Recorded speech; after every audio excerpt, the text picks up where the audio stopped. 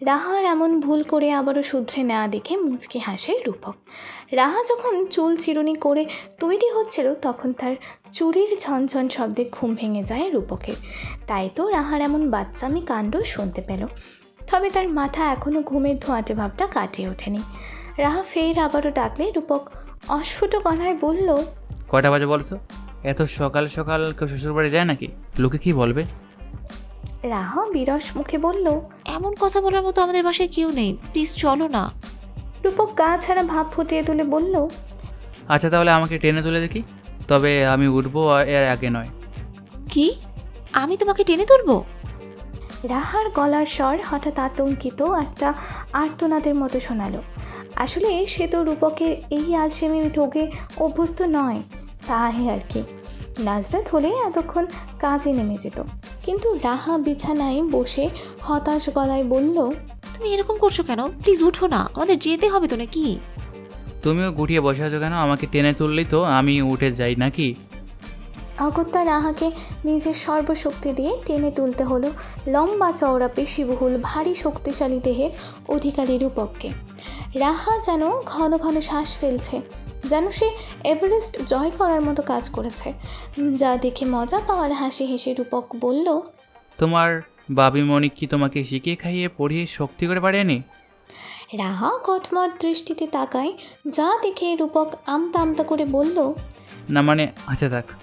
তারপর সে বাথরুমে ঢুকে নাজরাত গার্ডেনে হেঁটে হেঁটে ফুলের কথা বলছে। এতদিনে এই বাগানে ফুলগুলোর সাথে তার একটা নিবিড় সম্পর্ক গড়ে উঠেছে। ফুলগুলো কথা না বললেও তার একাই কথা বলতে ভালো লাগে। তার মনে হয় ফুলগুলো কথা বলতে না পারলেও তার কথাগুলো যেন খুব মনোযোগ দিয়ে শোনে। আরেকটি কাজ হলো লজ্জাপতি গাছের পাতাগুলো ছুঁয়ে দিলে যখন পাতাগুলো নুয়ে পড়ে তখন খুব আনন্দ উপভোগ করে নাজরাত। এটা তার কাছে একটা দুষ্টুমি খেলার মতো লাগে, তাই এই একটা কাজ সে করেই। বাড়ির পশ্চিম দিকে নুয়ে এই কাজ করছে সে। তখন গাড়ির হর্ন শুনতে পেয়ে চকিতে পেছনে ফিরে দাঁড়ায়। এই সকালবেলা কে এসেছে দেখার জন্য। গতকাল অনেক রাতে বাসায় ফেরে তারা, যার ফলে রাত এখনও ঘুমিয়ে আছে। ফজরের নামাজের পর নাজরাতের ঘুমানোর অভ্যেস নেই, তাই সে ভোরের আলো ফুটতেই গার্ডেনে হাঁটতে চলে আসে। এখন তার দৃষ্টি গাড়িটার দিকে নিবদ্ধ। গাড়িটা পার্ক করার পর রাহাকে নামতে দেখে নাজরাত খুশি হওয়ার বদলে দুশ্চিন্তায় পড়ে গেল। এত সকালবেলা কোনো খবর না দিয়ে এসেছে যে কেউ বিস্মিত হবে, এটাই স্বাভাবিক। নাজরাত দ্রুত পায়ে এগিয়ে গিয়ে রাহার হাত ধরে বলল, আসবে আগে বললেন না যে? রাহা মুখ চোখে গম্ভীর ভাব ফুটিয়ে তুলে বলল, তোমার সাথে আমার কোনো কথা নেই ভাবিমণি। ভাইয়া কোথায়? ভাইয়ার সাথে আমার জরুরি কথা আছে। নাজরাত বিষণ্ণ মুখশ্রী করে অবিশ্বাসের গলায় বলল, আমি কি করেছি বলো না, আমার ভীষণ টেনশন হচ্ছে, প্লিজ বলো।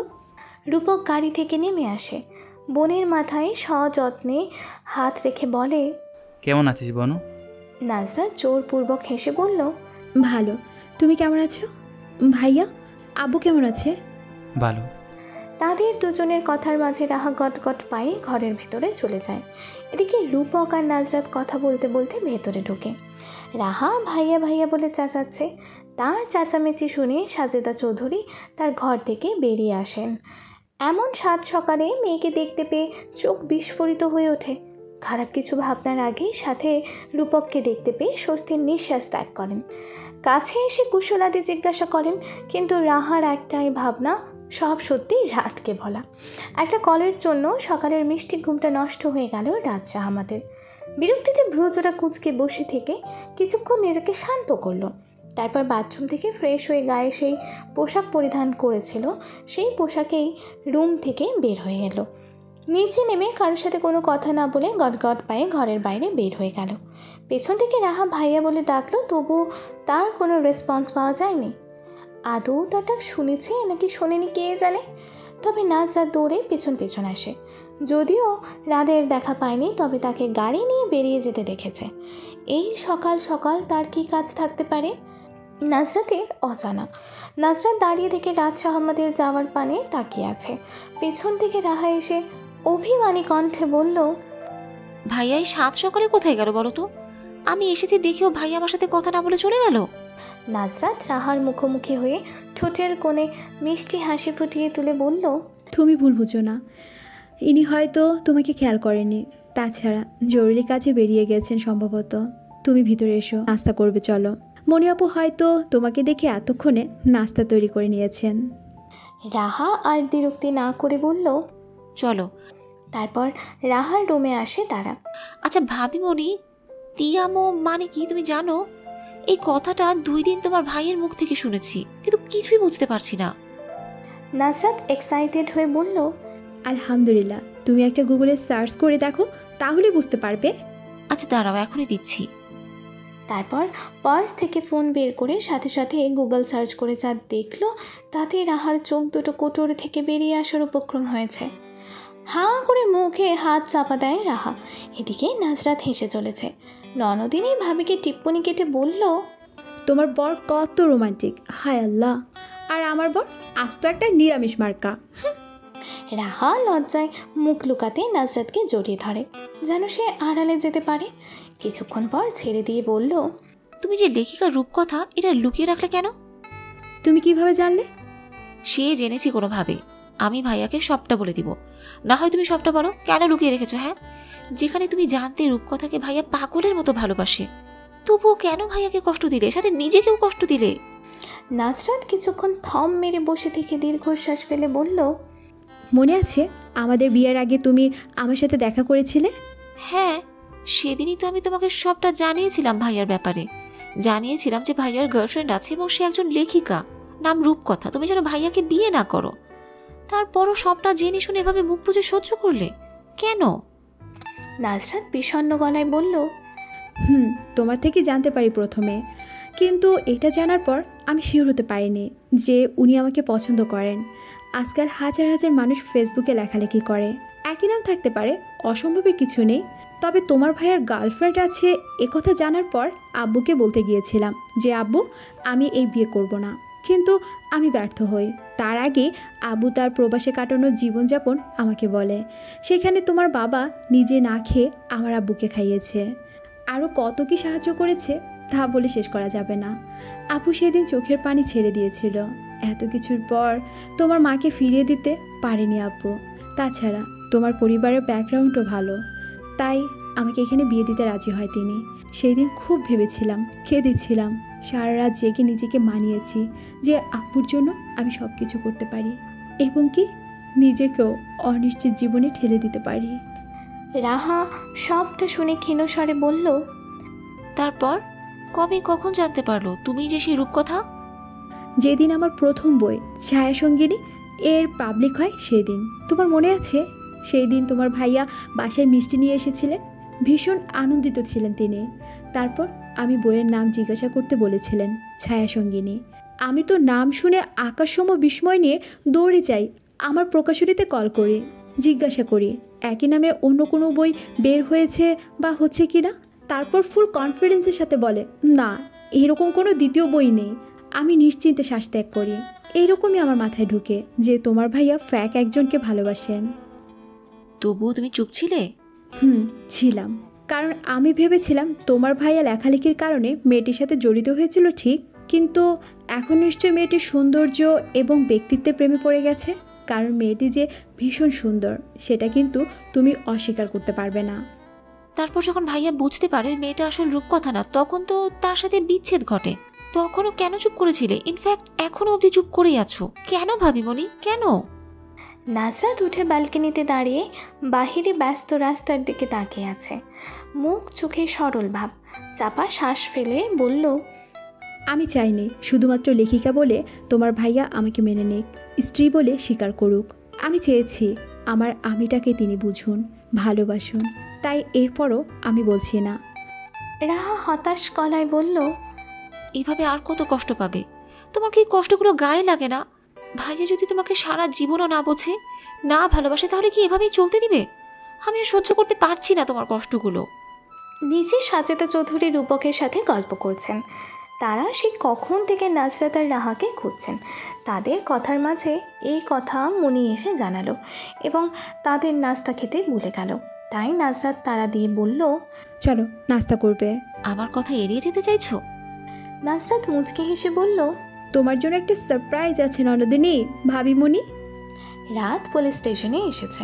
গতকাল রাতে পুলিশ রূপকথা নামক মেয়েটিকে গ্রেফতার করেছে। যেদিন থেকে মেয়েটা নিখোঁজ হয় তার 2 দিন পর থানায় মামলা করে রাজ আহমদ, আর তাই পুলিশ তাকে গতকাল রাতে গ্রেফতার করে। রাজ আহমদ পুলিশকে জিজ্ঞাসা করে যে এই মেয়েটার ব্যাপারে তারা কী কী ইনফরমেশন পেয়েছে। রূপকথা নামক মেয়েটির সমস্ত ইনফরমেশন থেকে জানা গেছে মেয়েটি বিভিন্ন ছেলেদেরকে প্রেমের জালে ফাঁসিয়ে টাকা পয়সা আত্মসাৎ করে, তারপর বিভিন্ন নাইট ক্লাবে পার্টি থ্রো করে যত সব উচ্ছৃঙ্খল ছেলে মেয়েদের সাথে নেশা করে বেড়ায়। রূপকথা মেয়েটির বাবা মা এমনকি পুরো পরিবার কোনো এক দুর্ঘটনায় নিহত হন। বর্তমানে আপনজন বলতে তার মামা মামি আছেন, যাদের অবহেলায় মেয়েটা এমন উচ্ছন্নে গিয়েছে। পুলিশের থেকে এসব ইনফরমেশন জানতে পেরেছে রাত। তার সাথে বন্ধু শিহাবও আছে। সে রাতের কানের কাছে মুখ নিয়ে ফিসফিস করে বলল, তুই কি মেয়েটার সাথে দেখা করতে চাস? রাত মুখশ্রী বিকৃত করে বলল, জীবনেও ওই মেয়ের মুখ আমি দেখতে চাই না। মেয়েটা যতদিন না নিজেকে শুধরাবে ততদিন যেন ওই জেলেই বলতে থাকে। তার ব্যবস্থা করে বাসায় ফিরবে, যত টাকা লাগে আমি দিব। এই বলে রাত গটগট পায়ে থানা থেকে বের হয়ে যায়। শিহাব সেই দিকে অসহায় ভঙ্গিতে চেয়ে থাকে। নাস্তা খাওয়া শেষে সাজেদা চৌধুরী রাহাকে বললেন রূপককে তার রুমে নিয়ে যাওয়ার জন্য। এতটা পথ এসেছে, তার বিশ্রামের প্রয়োজন, তাই রাহাও বাধ্য মেয়ের মতো তাই করলো। রূপককে সাথে নিয়ে ওপরে তার রুমে এলো। রূপক হাই তুলে অলস ভঙ্গিতে বলল, এই সকাল সকাল কত পরিশ্রম করলাম বাবা যায়, তা আবার ঘুমটা পরিপূর্ণ হয়নি। শরীরটা কেমন ব্যথা করছে, একটু টিপে দাও তো। এই বলে সে ধপ করে বিছানায় শুয়ে পড়ল। রাহার বিস্ময়ের যেন অন্ত নেই। কি বলে এই ছেলে? একটু ড্রাইভিং করেছে, এই নাকি কত পরিশ্রম করে ফেলেছে। এই অলস ছেলে বিদেশে থাকে কিভাবে? আবার বলছে তার শরীর মালিশ করে দিতে। হায় আল্লাহ, এ কি আলসা ছেলের পাল্লায় পড়লাম আমি।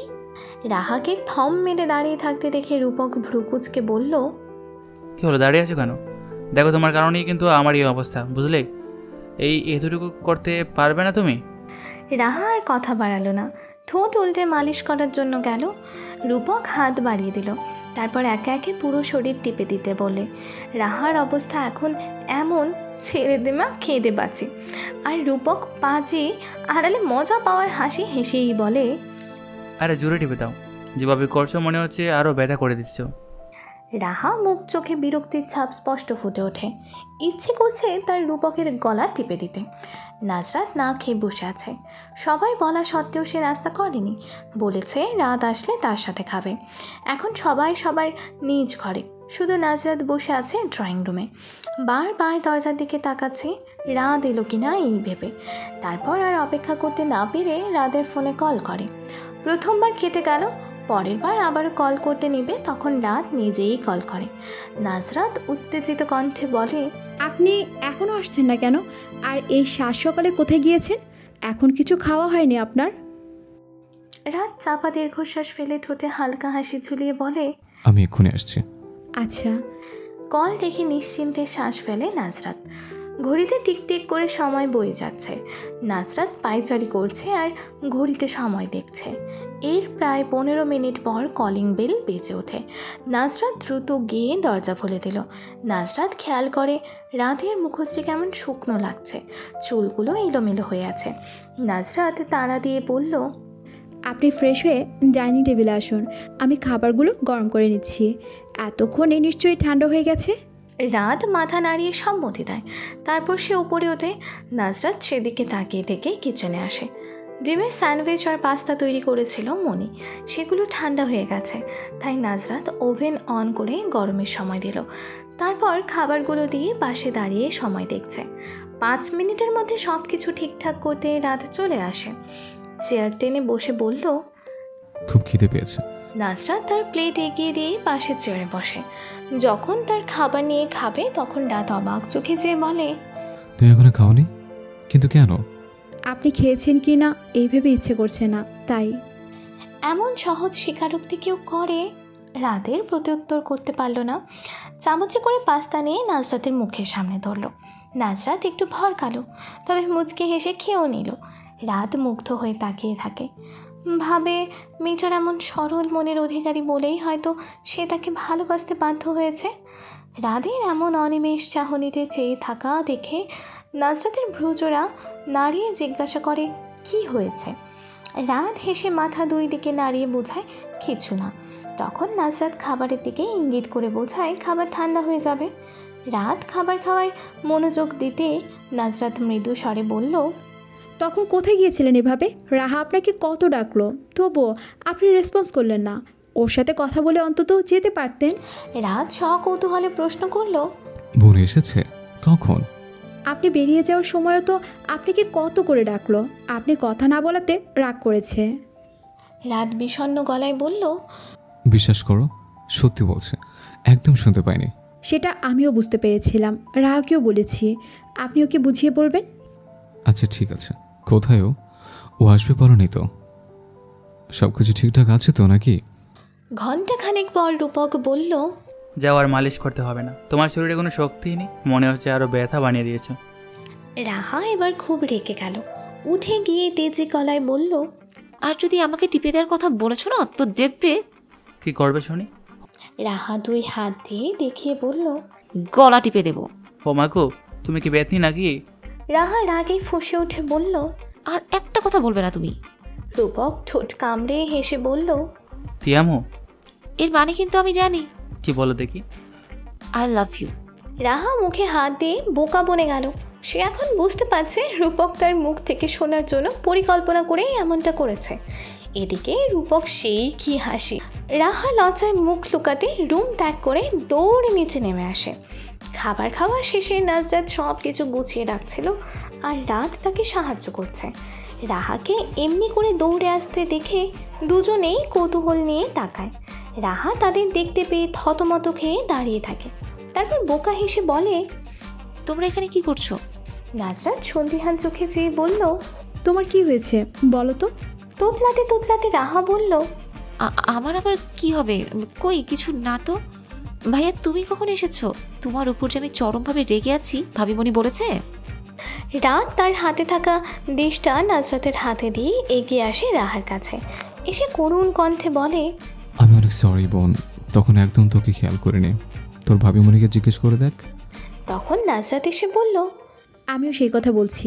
ওকে। সব কিছুর মাঝে রাহা খেয়াল করলো তার ভাই আর নাজরাতের সম্পর্কটা আগের থেকে অনেকটা উন্নত হয়েছে বলে মনে হচ্ছে তার কাছে। দুজন কি সুন্দর একসাথে আছে, কথা বলার মাঝেও জড়তা কাজ করছে না। ব্যালকনির গ্রিল গলিয়ে সূর্যের এক ফালি রোদ এসেছে। সেই রোদ্দুরের উষ্ণতায় নাজরাত তার মাথার ঘন কোঁকড়ানো চুলগুলো শুকিয়ে নিতে সূর্যকে পেছনে রেখে দাঁড়িয়ে আছে। চুল ভিজে থাকা অবস্থায় একটু ভালো লাগে না নাজরাতের। যতক্ষণ পর্যন্ত চুলগুলো শুকিয়ে হাত খোপা করবে ততক্ষণ পর্যন্ত কেমন একটা বোঝা মনে হয়। ছোটবেলা থেকেই চুল বেঁধে ঘোমটার আড়ালে রাখতে পছন্দ করে সে। অন্যান্য মেয়েদের মতো খোলা চুলে ঘুরে বেড়ায় না। শীতের মৌসুম শেষ, যার ফলে কিছুক্ষণ রোদ্দুরে দাঁড়াতে প্রচুর গরম অনুভব হতে নাজরাত রুমে চলে আসে।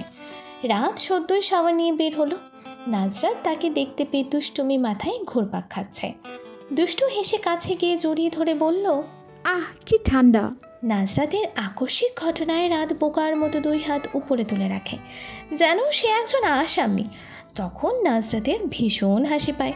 রাত ভ্রুকুচকে জিজ্ঞাসা করে, কি ব্যাপার বলো তো, আজকে নিচ থেকে আমার জড়িয়ে ধরেছ, সূর্যোদয় কোন দিকে হলো? আপনিও বলেন, আজকে আমাকে হঠাৎ তুমি বলে সম্বোধনের কারণ কি? সত্যিটা বলবো? বলুন। রাত হাত নামিয়ে নাজরাতের কাঁধে হাত রাখতে বলল, তোমার শরীর এত গরম কেন? তুমি একটু আগেই শাওয়ার নিলে, জ্বর আসেনি তো? নাজরাত রাতকে ছেড়ে দিয়ে দাঁড়ালো। চুলগুলো একটু ঝেড়ে বলল, রোদে দাঁড়ানোর কারণে এরকম হয়েছে। আর তাই তো আপনাকে জড়িয়ে নিলাম, যেন আপনার শরীরের শীতলতায় শীতল হতে পারি। তোমার পেটে এত দুষ্টমি? এবার বলেন তো, তুমি সম্বোধনের কারণ কি? রাত কাপড় খুলে একটা ডিপ রেড রঙের টি-শার্ট পরতে পরতে বলল, সবাই কানাঘুষা করছিল, আমি এখনো কেন তোমাকে আপনি বলে সম্বোধন করি, এটা তাদের পছন্দ নয়, তাই ওদের কথা ভেবেই তোমাকে তুমি সম্বোধন করা। নাজরাত থুতনিতে হাত রেখে গভীর ভাবনার ভঙ্গিতে বলল, আচ্ছা এই ব্যাপার, তাহলে আপনি নিজ থেকে বা মন থেকে ভালোবাসি বলেননি, তাই তো? রাত ধীর পায়ে এগিয়ে গিয়ে নাজরাতের চুলগুলো কাঁধের পেছনে ফেলে নরম তুলতুলে গাল দুটো আঁকড়ে ধরে বলল, সে তো একটা বাহানা মাত্র। প্রত্যেকটা পুরুষ চায় তার প্রিয়তম স্ত্রী তাকে তুমি বলে সম্বোধন করতে, কারণ তুমি বলাটা খুব কাছের মনে হয়, যেখানে কোনো দূরত্ব থাকে না। আপনার সম্বোধন তো যে কেউ কাউকে করতে পারে, কিন্তু তুমি করে বলতে কয়জন পারে? আপনি ঠিক বলেছেন, এমন করে কখনো ভেবে দেখিনি আমি। সবসময় একটা প্রশ্ন মাথায় ঘুরপাক খেত, ছেলেরা তুমি সম্বোধনকে এত পছন্দ করে কেন? আজকে বুঝলাম এইটাই সেই কারণ, তাই না? Yes madam.